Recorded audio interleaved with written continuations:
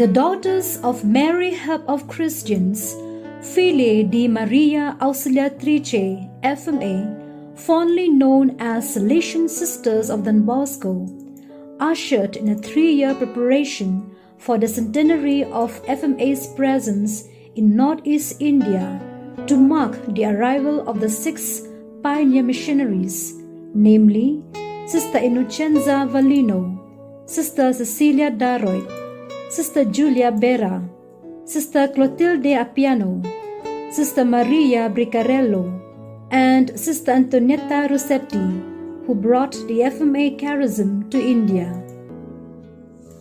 Sister Cecilia Da Roit was born on 31st August 1887 in Aggiordo, Belluno, Italy, and was baptized on the very same day. She was the first of 15 children and grew up in a well-knit family, which was characterized by deep piety, hard work, and serene joyfulness.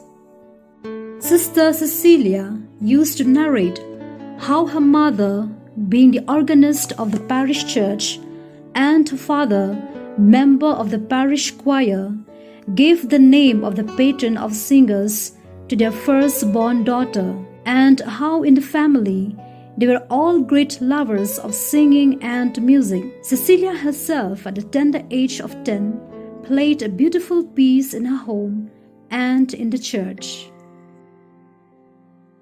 As a young girl, Cecilia helped her mother in her household chores and in the fields.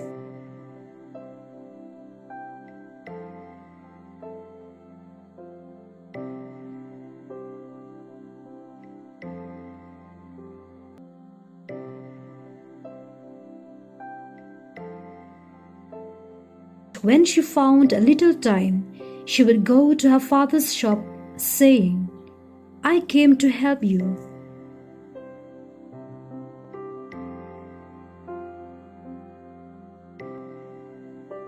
Having heard the divine call on January 19, 1921, she entered the Institute of the Daughters of Mary Help of Christians. Cecilia was never a woman of half measures. She applied to be sent to the missions, and on 1st November 1923 left Italy, happy to be chosen to form the first group of missionaries to Assam. On March 17, 1926, Sister Cecilia Da Roit and the other pioneers set out bravely for the new mission, accompanied by Father Uguet, a Salesian, and a Khazi girl as the helper. Jowai was a distance of 55 kilometers from Shillong, and in those days there were no roads or convenience, but only footpaths that involved much climbing and descending. It took 2 days for the sisters to reach their destination. They arrived at Jowai at 3 o'clock in the afternoon of 18 March. The poor sisters had to face many difficulties to establish themselves in this lonely place. The people were hostile and opposed them in every way. They blocked the short road that led to the church and the market and obliged the sisters to take a longer road.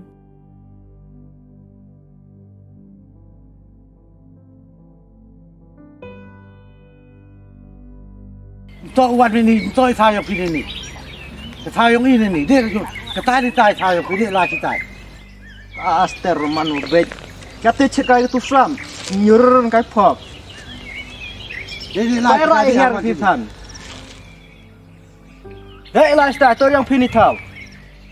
The sisters had adventures of all sorts due to prejudices, but they continued to carry out the apostolic works of mercy in the neighborhood, firmly convinced that all the thorns would soon be changed into roses.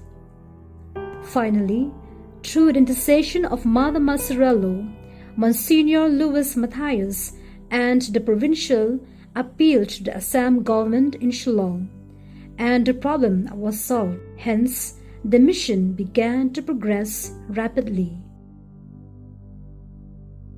Faith, courage, and boundless charity mark the tireless activity of the sisters in the mission.